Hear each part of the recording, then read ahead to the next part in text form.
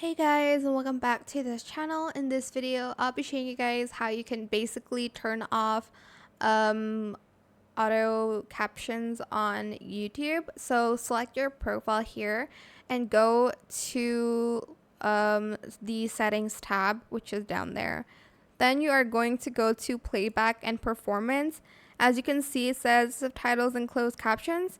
You're going to basically turn off always show captions, or if you have both of these enabled, you're just going to disable the automatic captions so that it won't show up. If it shows up like automatically, you won't have to like turn it off and on again, but I like having it on sometimes for like videos that are not in a language I understand. So yeah, that is it for this video. I hope it was helpful for you guys. Don't forget to like, comment, share. Also subscribe to this channel if you haven't done that already. If you have any more questions about this video, just leave it in the comment section down below. I will try my best to answer them all for you guys.